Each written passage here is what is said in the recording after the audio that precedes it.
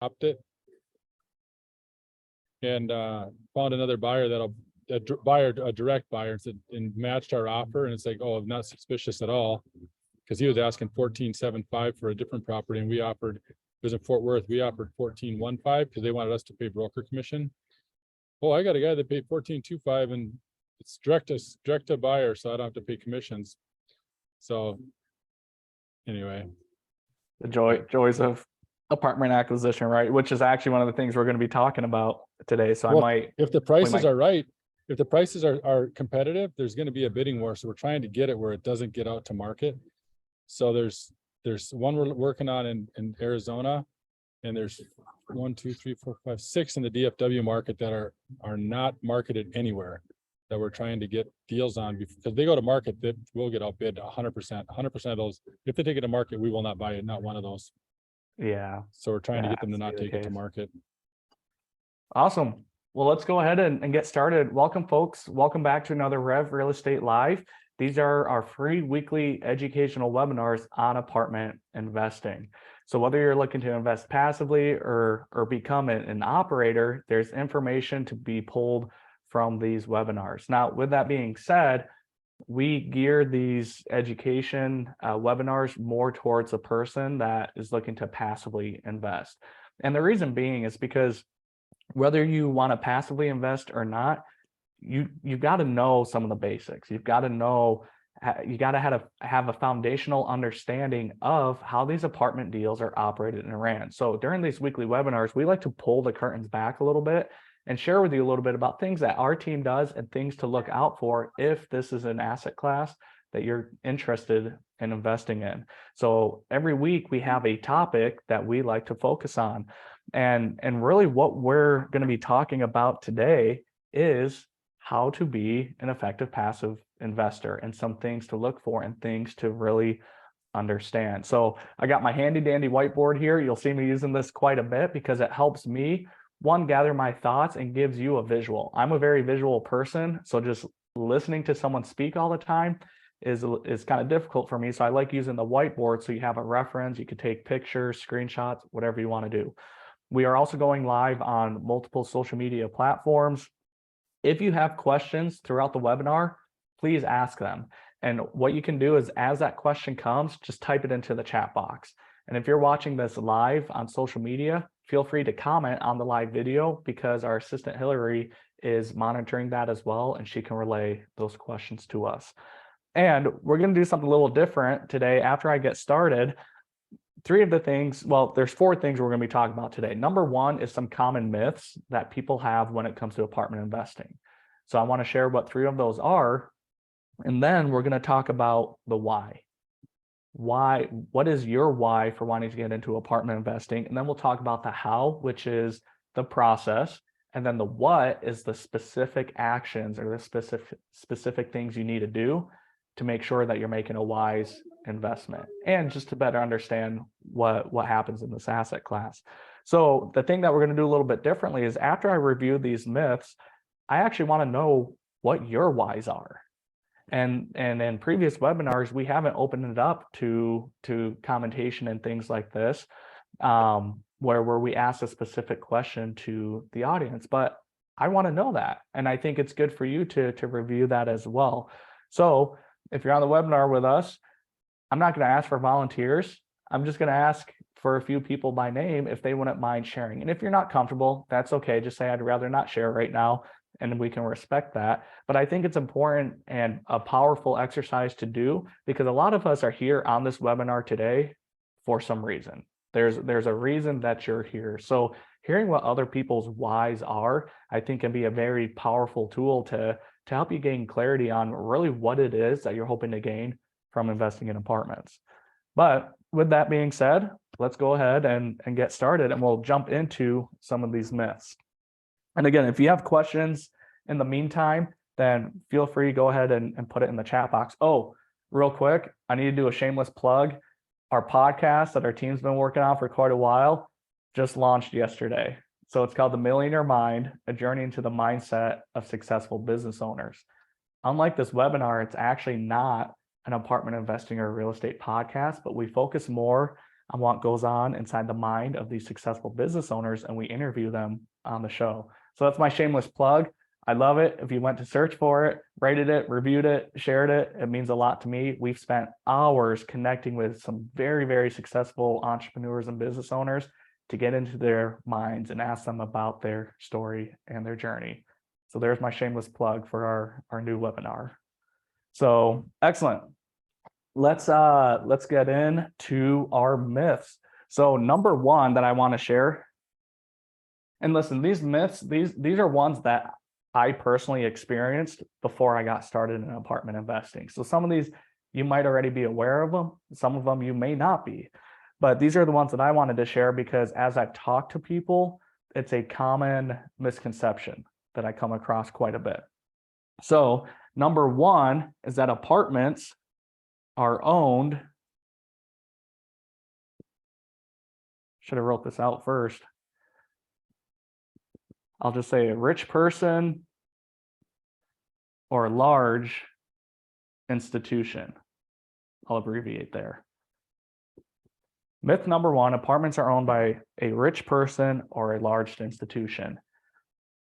I remember before I heavily got involved in the real estate, driving past these massive communities, knowing that they cost millions of dollars. And I always thought to myself, like one day that would be awesome to own a property like that. And in my mind, that was going to be in my 50s, 60s, after I've lived a successful life, had a successful business, and I had millions of dollars that I had to put somewhere. That was just my belief. I didn't know what I didn't know. And I also knew there was large institutions like banks and insurance companies and stuff that would funnel money into this. I did not realize that I could be an owner of these properties much, much sooner. So myth number one is that apartments are often owned by private equity groups. And private equity groups and firms are made up of people like us on this call. We pool our money together and we take down something much larger than we could on our own. And then we put in management. We effectively manage that asset. We put out a business plan and we do all that. And the beautiful thing about this is that people can get involved and actually have apartment ownership much, much, much, much sooner for a fraction of that millions of dollars that might be required to take down that deal. So that's myth number one I wanted to touch on. Myth number two, which I just kind of touched on. I'm just going to do a bunch of money signs here, right? You need millions of dollars to be an apartment owner. To an extent, yes, there is truth to that, because if you're buying a $10 million property, you might only get bank financing for, we'll say 7 million of it. So where's the other 3 million coming from, right? That 3 million comes from private equity groups. So you don't need, the property needs millions of dollars to purchase it, but the way these deals are structured is that investors will come in and they'll buy a small percentage of the entity that's purchasing that property. So you personally aren't putting up $3 million. A lot of groups will do a $50,000 minimum investment. So for as little as $50,000, you can get ownership in the property that's buying that deal. And you're pooling that money together. And we actually have a really cool webinar on that, on what I consider the good, better, and best investment vehicles and strategies. And that's going to be coming on in a few weeks. So keep an eye out for that. So myth number two, you don't need millions of dollars to get into apartment ownership. And a lot of people don't know that. And that's what our mission is at REV and for these webinars, is to educate people on that, because you don't know what you don't know. So you don't need millions of dollars. You can get in quite often with significantly less. All right, myth number three, and this is a big one that we're going to be spending a lot of the rest of the webinar talking about.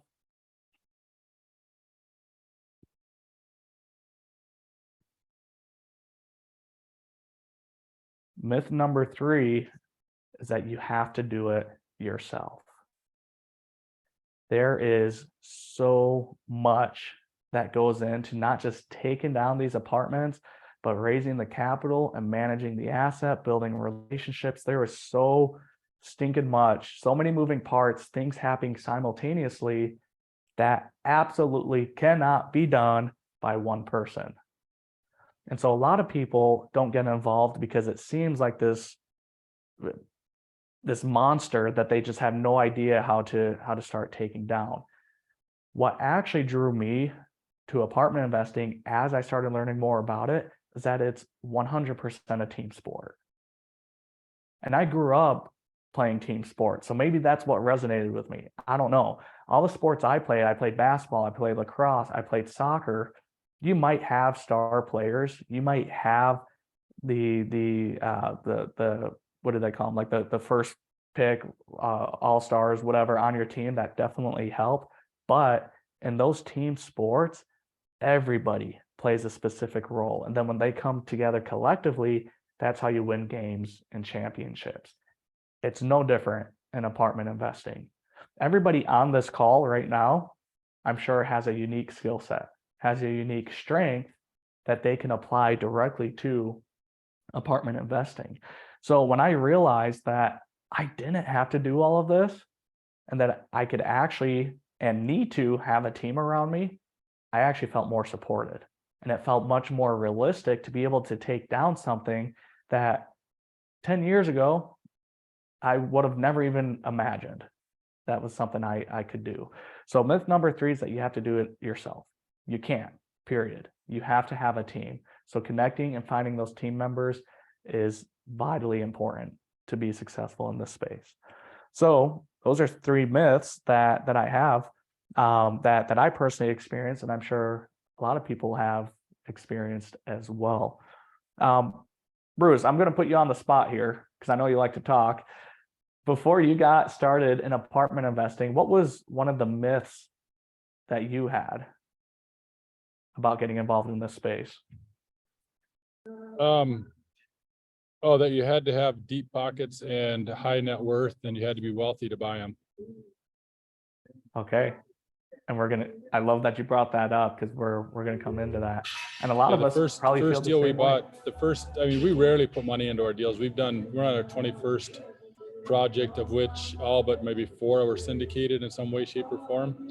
And we actually, I take that back. We have one that Ben and I did on our own. So that feeling. And then also the other thing that was the biggest barrier was these brokers use their own language, like what did it trade at? And they have all these these phrases that they use that are unique to multifamily. And I just refuse to play their game. I still say, I still use street terms, and it kind of bugs some people in the real estate world, but I do it for fun. I break it down to very simple terms. But that was probably another barrier, is just the terms they use were so foreign to me. Yeah, I appreciate you sharing that. So those are some myths, and there's a lot of them there. So if you ever have questions about it, feel free to reach out, because oftentimes our team has probably already experienced it, or we know somebody that has. So we're happy to walk you through and help you reframe and better understand really what it takes to get involved with these deals. So I want to take a minute now before we start talking about the how, which is the process, and then going into the what. I want to hear what some of your whys are. I want to hear what that is. And for me, like I'll start and share with you mine. I've shared my story a lot. A lot of you have heard it. Some of you probably have not. I come from the medical field, and I was working that safe, secure job. And because of a traumatic leg injury, I was almost completely out of work. And at the time, I was trying to provide for my wife and my kids, and I was almost out of work. And that scared me to death. I mean, I was working what I considered was one of the safest, most secure jobs, and I've never felt so insecure and financially fearful in my entire life.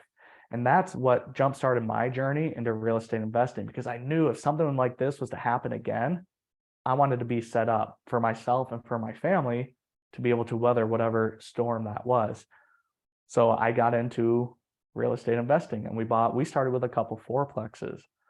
Fast forward 2 years, I'm out mountain biking. I'm really good at breaking bones. If anyone that knows me well enough, you know that I'm great at breaking bones, and I like doing dangerous things. Fast forward 2 years from injuring my leg and fracturing my leg, I go over the handlebars mountain biking. And when I tucked, I came down on both elbows and I shattered both of them. I mean, my right one was the size of a softball, and I'm sitting at home for 3 hours icing it, telling my wife it's not broken, it's just bruised, because I'm in denial of the whole situation. But we go to urgent care, we get an x-ray, sure enough, they're both shattered. And what ended up being what they thought was going to be a 4-hour surgery under anesthesia was an 8-hour surgery under anesthesia, and about $35,000 later. 2 weeks before that happened, that decision I made to get into real estate investing and purchasing those fourplexes, we just happened to sell one of those 2 weeks prior. So I had more than a year's worth of income sent in my bank account. So that experience that I experienced that first injury around working that job that I thought was safe and secure, I didn't have to worry about that the second time around because of the decisions I made to get into real estate 2 years prior. And I realized that is my why. And it reconfirmed to me that I was making the right moves for myself and for my family to ultimately set us up for success and give us more flexibility and give us some more freedom. And one of my big dreams, I want to circumnavigate the globe on a catamaran with my family. That's what I want to do in 5 years. That's one of my fun ones. So I want to hear what some of yours are before we get into the boring how and what of apartment ownership. Robert Clyde, why don't you share with us a little bit about what your why is, if you're open to that? Sure, absolutely. So my two are my biggest whys. Number one is my children. I'm a single father of triplets that are 20 years old right now. They're going through college and they're starting their lives, and I want to be able to hand them something that's going to be worth something someday. And I don't want them to have to chase the rat race of the W-2 that I did for the last 30 years. And the second biggest thing is that I did it for 30 years, the W-2, and I got a good retirement, but I know in 10 or 15 years, that retirement is not going to be worth anything. The money I'm pulling today on my retirement just isn't going to be worth anything in 10 or 20 years. And I won't be able to survive. I won't be able to maintain at least what I have right now on a retirement. Appreciate you sharing that. Trevor Da Silva, I don't think we've had the pleasure of meeting before. If you're open and comfortable, would you mind sharing what your why is? Yeah, I wouldn't mind. Can you hear me? Yeah. Yep. Perfect. Well, my main why is my 3 children. I've got 6-year-old twin girls and 12-year-old son. And what kind of ignited my reasoning for wanting to find other ways to make income other than a job was I had a really amazing job. I mean, I still do, but I had lost it at one point, and I thought I was secure, going to retire with these guys, and it just kind of shattered everything for me and kind of woke me up a little bit, I guess, and was like, man, you've got to have some other kind of income or something coming in if you're going to make this work for the future of yourself and your family. And so I've dabbled in a few different things, network marketing, Amazon FBA, and I'm just trying to find my niche, I guess. And so I know Paul Karchner. He was a missionary, actually. He's the reason I got baptized in the church. But anyways, and so I follow him, and I've seen him post this stuff a little bit, and I decided, you know what, I'm going to get on this morning and just check it out and see what it's all about. So well, I appreciate that. Paul's an all right guy. So. Yes. Awesome. Thank you.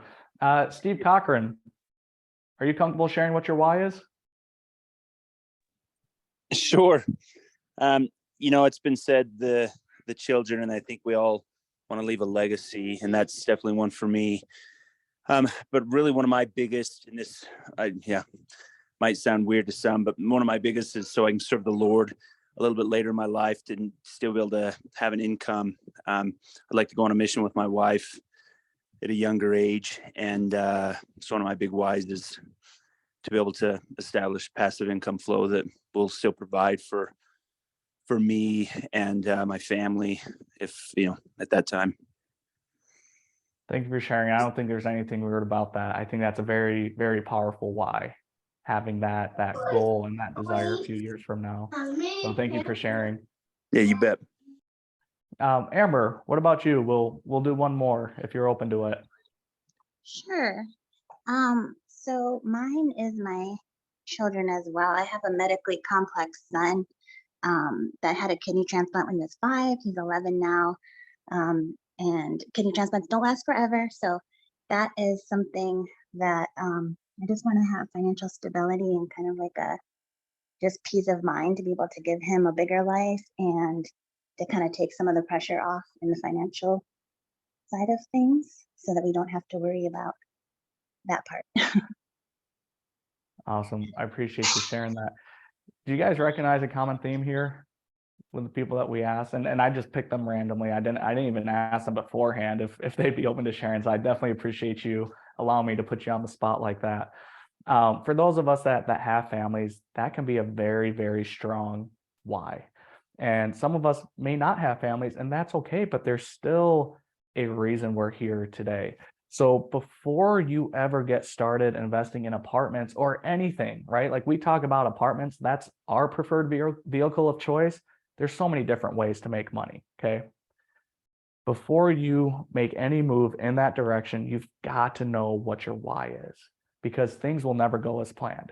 They won't. That's just life. That's business. That's investing. Things won't go as planned, but having that clear why and knowing why you're doing this definitely helps make it a little bit easier getting through those tough times. So appreciate you all for sharing that why.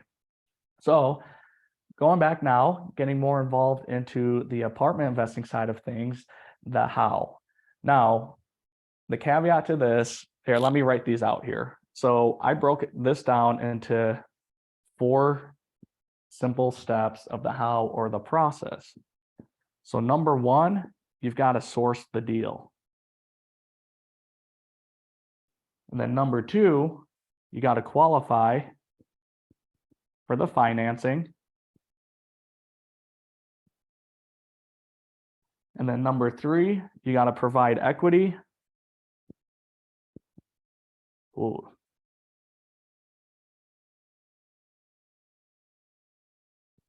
And number 4, you got to manage the asset. This is one of the traps that I've personally experienced firsthand. There's a lot of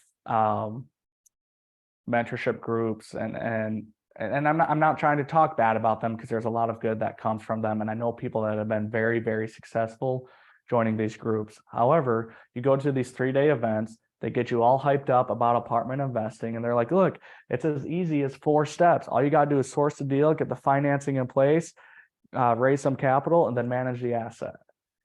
And I feel like it's, in a way, a little dishonest approach to apartment ownership, because there's people with no experience coming into the space, which is okay. Like a lot of people have started from no experience, but now they're investing all this capital to be a part of these groups, thinking that it's as easy as these 4 steps. And then they get into it and they're like, whoa, this is not at all what I expected, and a lot more difficult. And there's a lot more moving parts going on. And I thought this was something I could start as a little side hustle, when in reality, it's a brand new business. It's a whole new business and a whole new venture. So the how, I mean, really, it can be as simple as this, right? You got to find the deal, you got to qualify for financing, you provide the equity, and you manage the asset.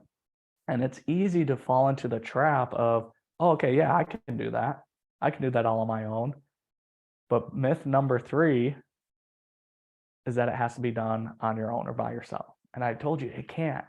So what I often found is that these areas are typically taken on individually by different groups. And then these people come together to then purchase the asset. That's supposed to be a square window, and it looks like a triangle, okay? What we're going to talk about next is the what and some of the specific actions. And even in our limited time here, I'm not going to be able to get into all of it, but we're going to be talking about the what of each one of these things. And so you don't have to do it on your own. And this is not only knowing your why, but having clarity on who you are and what your strengths are. Now, There's often times where people don't even want to mess with this. They like the idea of real estate. They connect with operators that are doing very well, have a track record, they trust them, and they just say, hey, here's my money, I want to passively invest, and that's okay. So, but you still need to understand what's happening behind the scenes, and that's why I'm breaking this down for you, okay? So, for example, at REV, we focus on point number 3. We've done all 4 simultaneously. And we were running around like chickens with our heads cut off. And it was just a lot of work. And that sometimes that's the case. And we just didn't have the team set up right now to effectively manage all 4 aspects of deal acquisition and getting into apartment investing. So what we decided to focus on was the capital side of the business. And the reason being is because, one, we like connecting with people. We really do. I'm very passionate about education.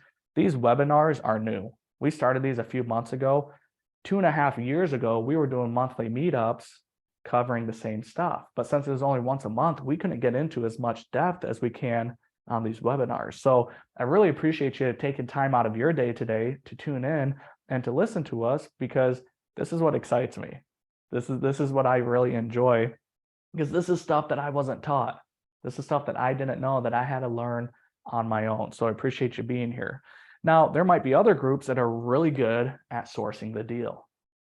Now, there might be other people that have the net worth, that have the liquidity, that have the financial backing to qualify for the financing. And that's what Bruce mentioned earlier. That was his myth that he shared, that I had to have all this money and this net worth to be able to purchase these deals. You don't. Somebody on your team does, right? And then other people might be super organized and have really good systems and processes in place, and they might manage the asset.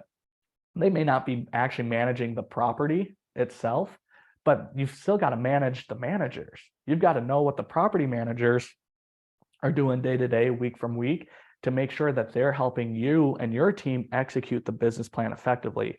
So managing the asset is 80% of the job. It's 80% because you're going to hold this asset for 3 to 5, maybe 7 or 10 years. And if you don't have a good asset management process or team in place, that business plan is going to struggle, right? So that's what I want you to get from the how is like, yes, these are the 4 most basic steps, if you will, but you personally don't have to be involved in every single one. Now, each one of these in itself can be a full-time business. Ask me how I know, all right? Again, if you don't want to deal with any of this, that's okay. That's why there's companies and people like us at REV that help educate and help you make wise investment decisions in apartment investing.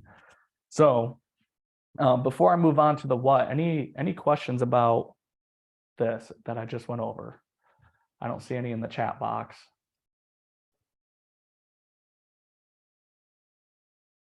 Excellent. So let's talk about the what. And what we're going to do now is break down each one of those points and talk about some of the aspects there.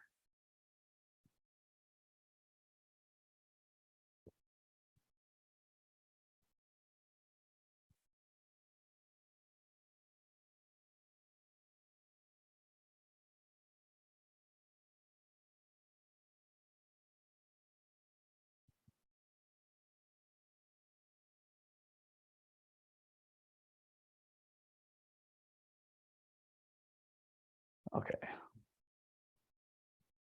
All right. Sourcing the deal. The number one way to source deals is through broker relations. And broker relations takes time. I believe we talked about this actually a couple of weeks ago on another webinar, is just the time and the experience that it takes to build relationships with brokers. So you got broker relations. And the reason being is because brokers are in the business of making money, and they don't make money, they don't get a commission until they sell a property. So you could call up a broker, ask them for deals. They're going to start asking questions about you and your team because they're trying to determine if their time is best spent with you or with another potential client. So broker relations is more than just calling up a broker. It's having all your ducks in a row to be able to establish yourself as a credible source for potential deals. And this takes time, because it's no different than us working with investors and partners. Like, you need time to build that trust and rapport with each other. And you've got to have that track record. So broker relations, a lot of it is just being consistent, following up with them, asking the right questions, providing them information on what they're looking for. One of the biggest mistakes that you can do when trying to build a relationship with a broker is they will send you a deal. If you ask them, hey, this is our team, this is who we are, this is what we're in the market for, do you mind sending us deals? They will send you deals. The worst thing you can do is not provide any feedback on that deal that they send you. You might underwrite it and it doesn't fit your criteria, and that's okay. Provide that feedback to them. Don't ignore them. You got to provide that feedback, because then they better understand what you're looking for, and it shows them that you're actively involved. And you say, hey, we're going to pass on this deal. This is why. And then maybe they know something that you don't know. And so that's where the conversation, that trust can start being made. So you got to source the deal, broker relations. Then you also have market analysis. Before you get into a deal, you want to know that it's a strong, healthy market that you're investing in. So at REV, there's 5 metrics that we look for. We look for population growth. We look for household income growth. We look for household value growth. We look at job growth, and we look at the crime rate. And there's specific metrics that we follow before we decide to go into a market. And even once you're in that market, like in Phoenix, there's places in Phoenix, there's neighborhoods here that I want to invest in. So it's more than just pulling it up on a computer and looking at statistics. Like, you've got to go there, you've got to visit, you've got to have people on the ground to really know what's happening in a more micro scale in that area. So you got to do the market analysis. Then you also have the deal analysis.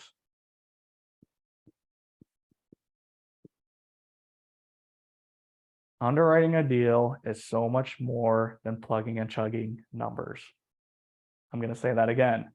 Underwriting a deal is so much more than plugging and chugging the numbers. Anybody can plug and chug numbers. There's really no skill set to that.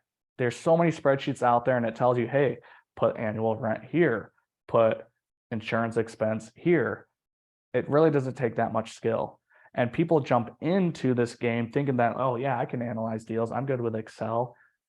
You're missing the point, and you're missing the boat, and you're going to get yourself and your investors into trouble. Successfully and effectively analyzing deals is understanding what the numbers mean. What's the narrative and what's the story behind the numbers? And being able to look at it, be able to break them apart, be able to know what questions to ask the seller, to ask the broker, so that you get a good picture of this property, not just how it's previously been managed and operated, but what's your plan moving forward? What's your pro forma moving forward? Deal analysis is so much more than plugging and chugging the numbers. And for people to get really comfortable in this space, I've seen it takes them often, I'd say 12 to 18 months to really get comfortable in knowing how to vet these deals and understand what the numbers mean. And that I'd say that's like the preliminary level of being somewhat qualified to underwrite these types of projects. And these are people that are underwriting all the time. So that's another aspect that goes into it. And while you're doing all this, you've got to be building relationships with other partners or co-GPs, because you might find the deal and this might be your strong suit, and that's great, but you may not have the financial backing, you may not have the investors lined up, and you may not have the ability to effectively manage that asset. So finding the deal is one thing, but you've also got to be building partners with the people that can help you take it down. There's another myth out there that I should have added to this, but it's more specific to this. Some of us have probably heard it before, but it's, if you find a deal the money will come. If you find a deal, the money will come. I'm telling you, that is crap. It doesn't work that way. Maybe in some other asset classes, I've heard that it's pretty common in single family, and maybe because a lot more people are aware of single family investing, they're aware of flipping houses. It's all over TV. So maybe there's a higher level of comfort. And so maybe it's easier to raise money that way. When you're talking about apartment buildings, you're talking about multi-million-dollar buildings that aren't being flipped in 2 to 3 months. It's 3 to 5 years. So there's a lot more education. There's a lot more relationship building that has to occur in order to be able to raise capital for these types of deals.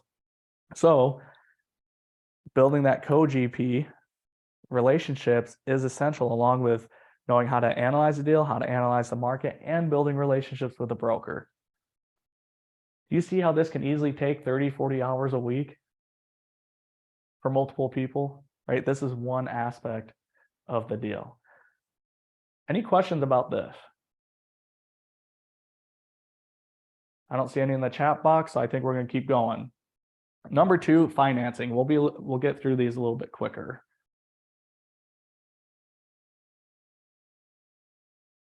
Okay, in order to finance these Hey, deals, so Dalen. these deals, yes.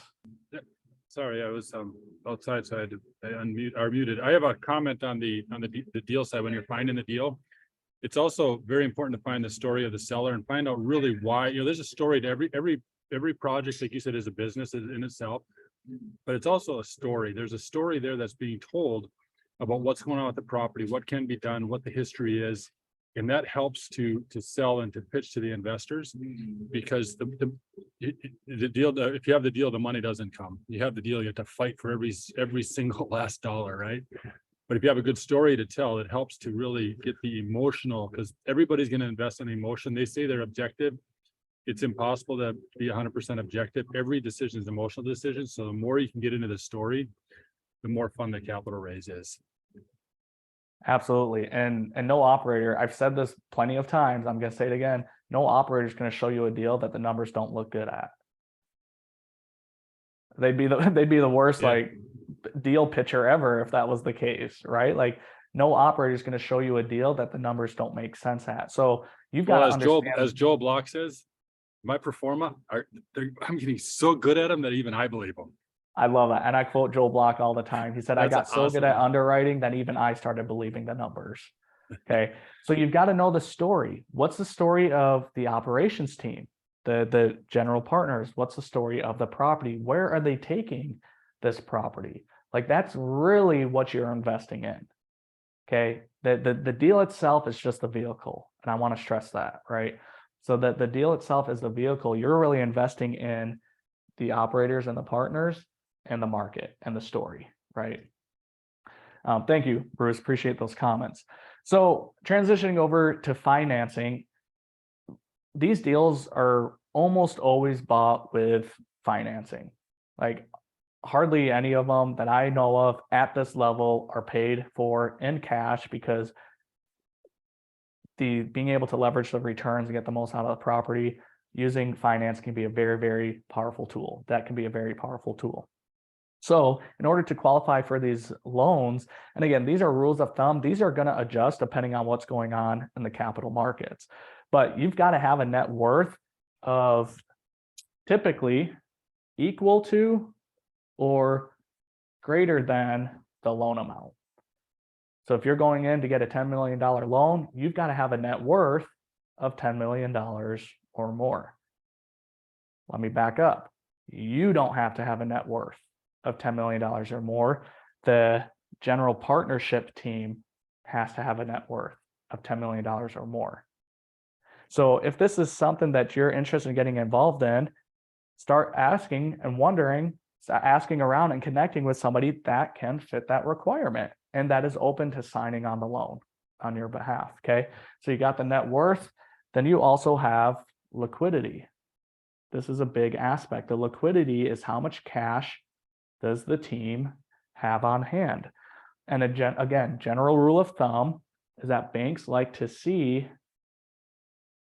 10% or more of liquidity.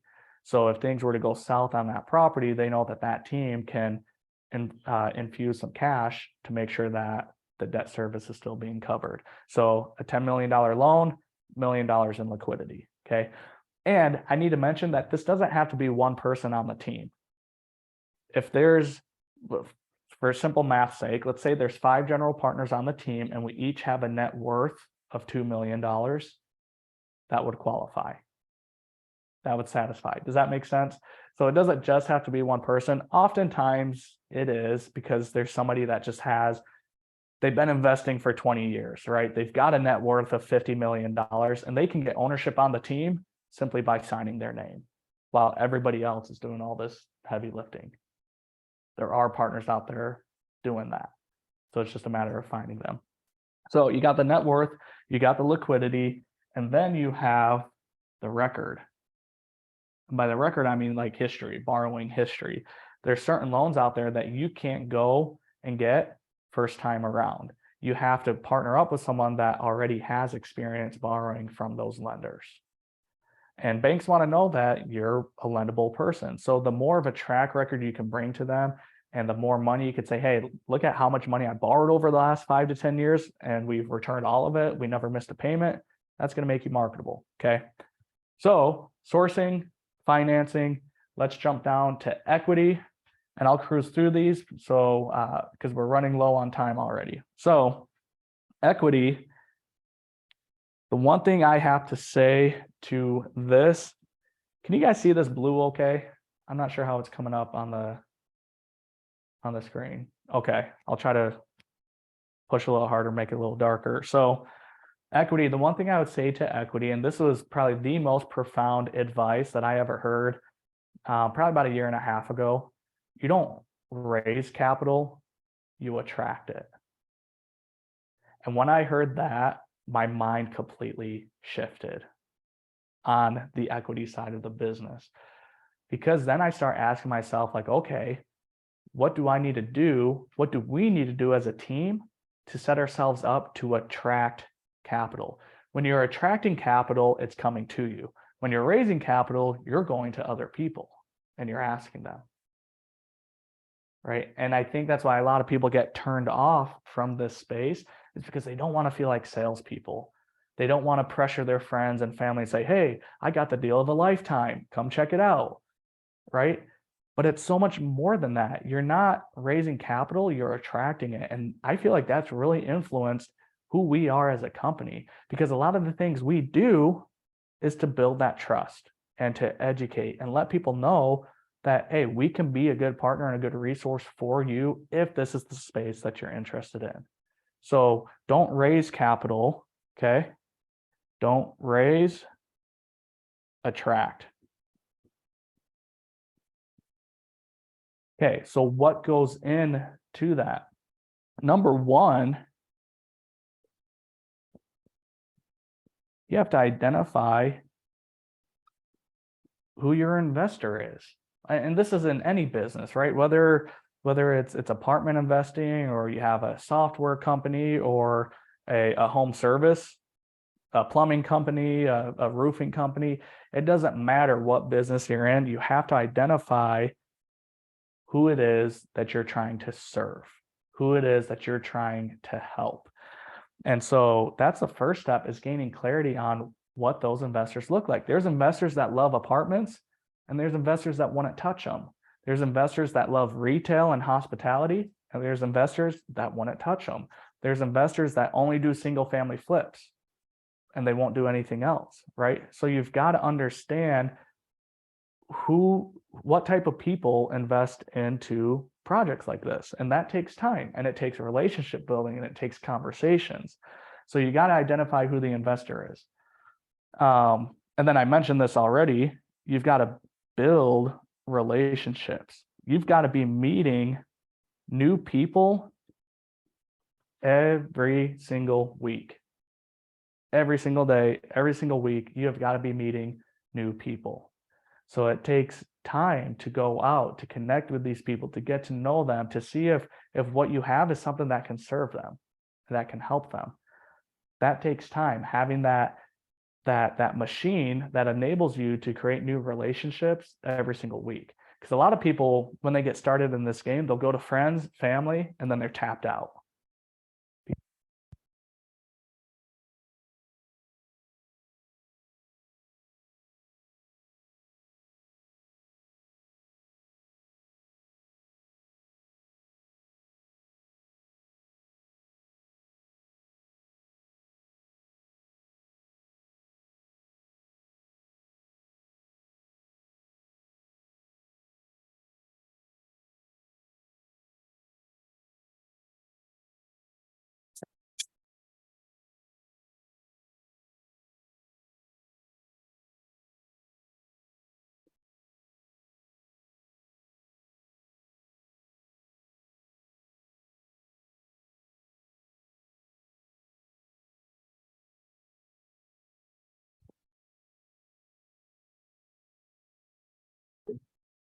You guys gotta love technology when it works and hate it when it doesn't.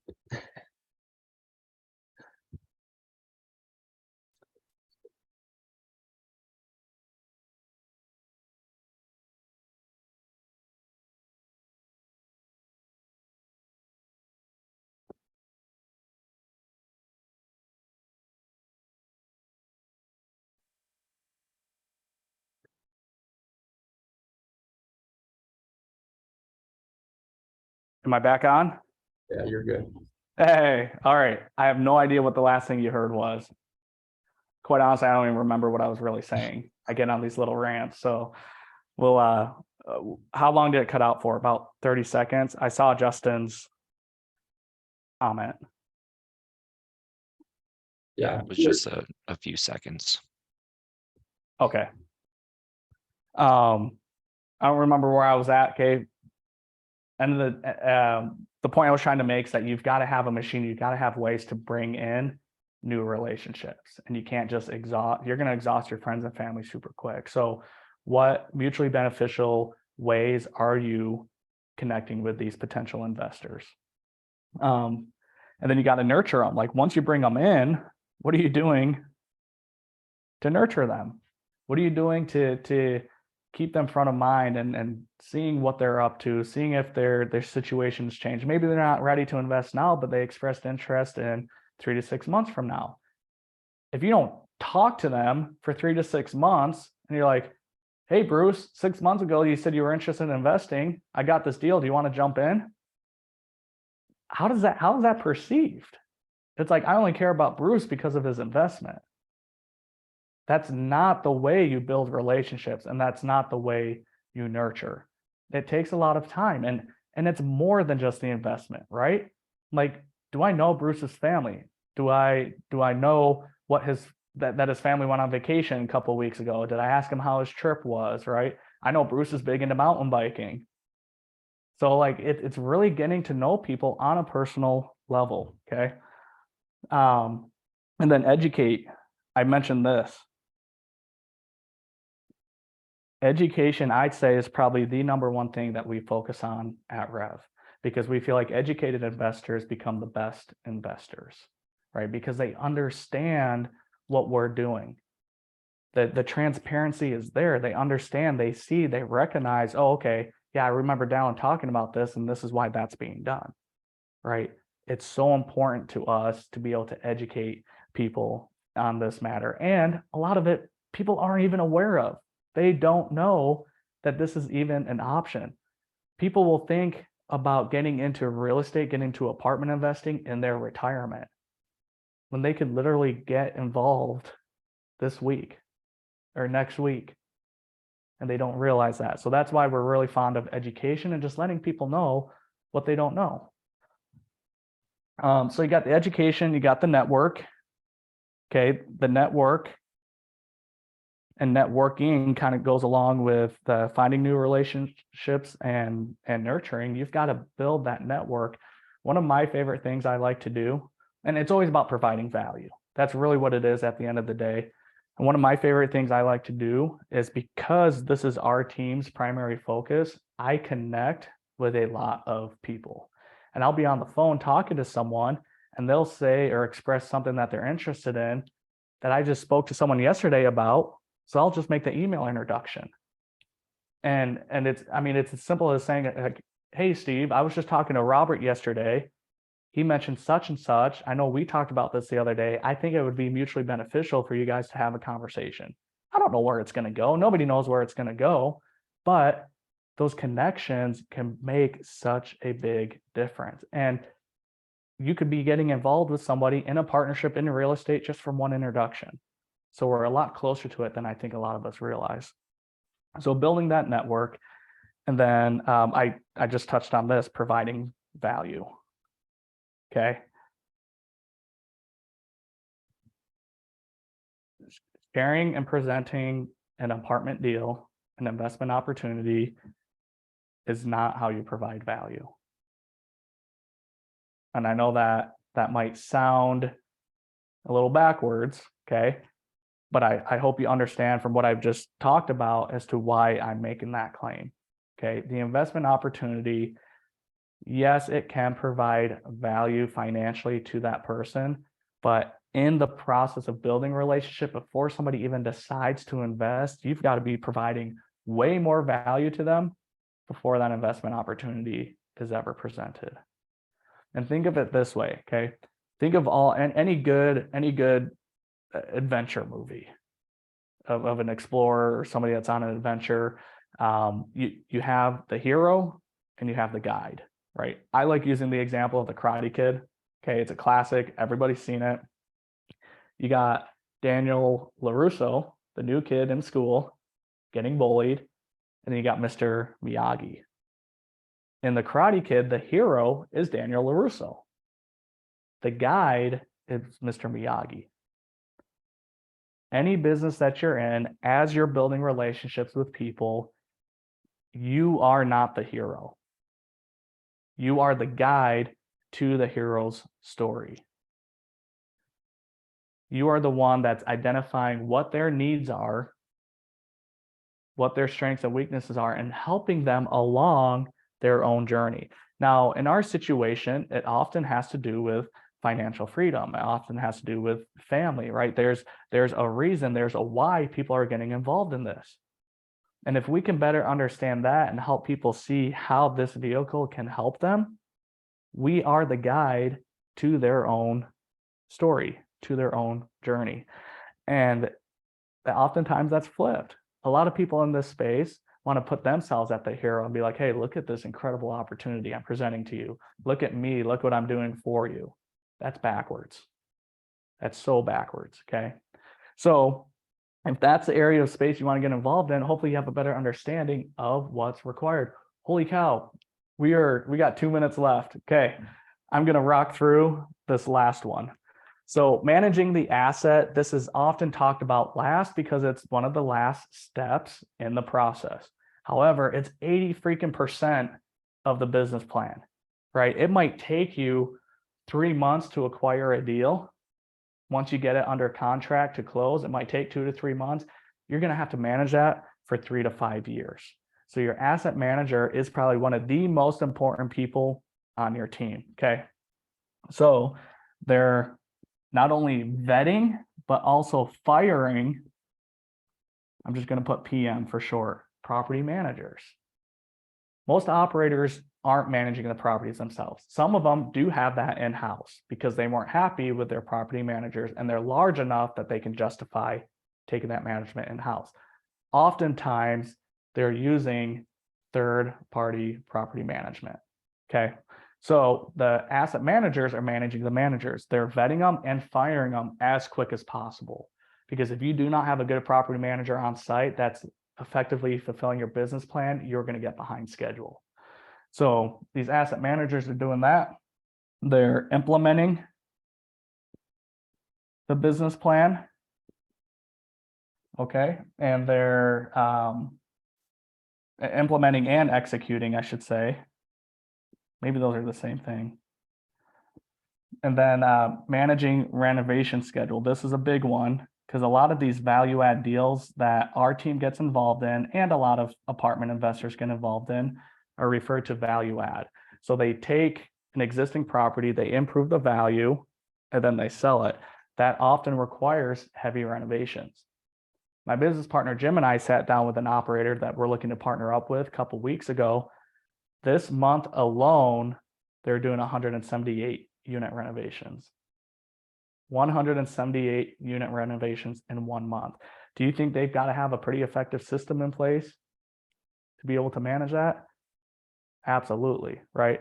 So people that are extremely organized and very good at executing can make really good asset managers.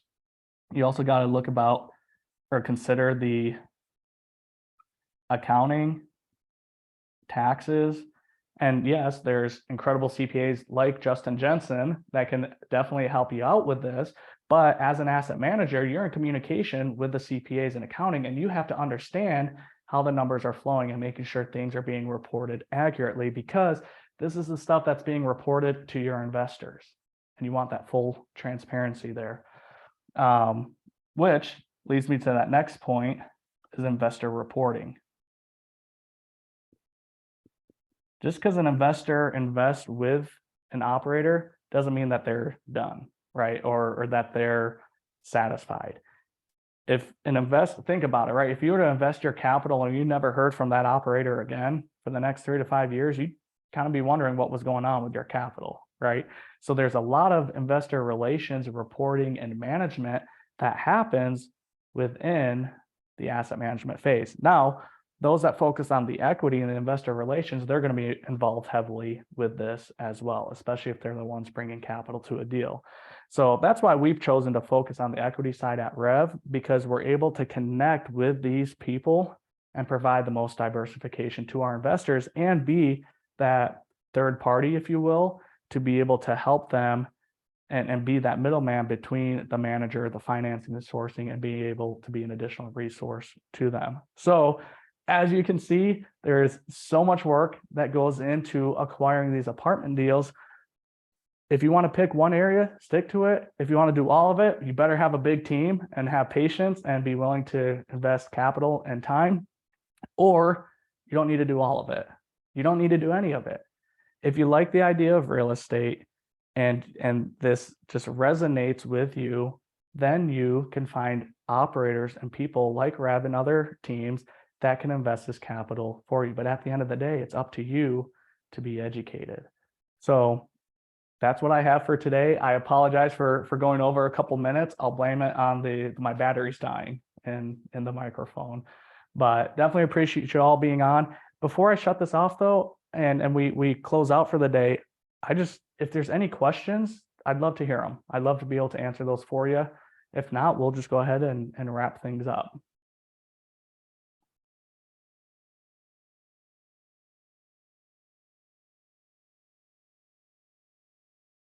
Excellent.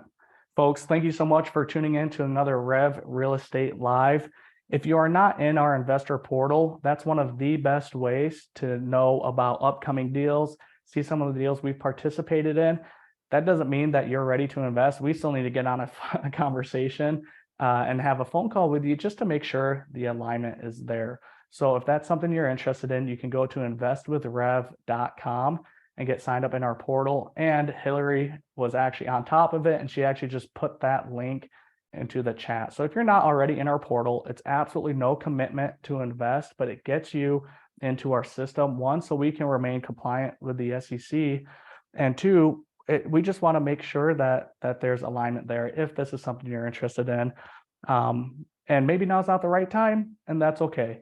But we still invite you to come out on our weekly webinars. We keep providing education and information like this every single week.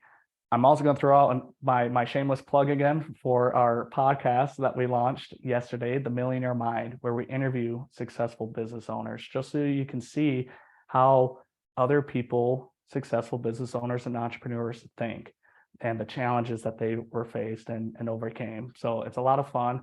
And Amber said that she listened to it yesterday and loved it. So appreciate you tuning into that, Amber. And I'm really looking to grow that. So if you do like what you hear, if you like an interview, leave a comment, rate it, like it, share it, because that means a lot to me. But with that being said, folks, again, thank you so much for coming out this morning. And I think Jim has something. Alan, I do have one last thing. So if you guys are signing up in the portal, expect someone from our team to reach out to you. Please respond to them. In order for us to verify you in the portal and for you to be able to see deals and activity that we've got going on in there, we have to have a conversation with you. So someone from the team will be reaching out. If you've signed up for the portal, if you don't get back to them or don't respond to them, then we can't verify you in the portal, and we can't start building that relationship, which the SEC requires. So, And I mean, we want to build a relationship with you anyways, but well, absolutely, but we can't let you into deals in the future unless we have documented. And part of our process is to have that first initial conversation and then ongoing relationship building with all of our investors. So we have to have that first initial conversation with you. So if someone on the team reaches out, please get back to them.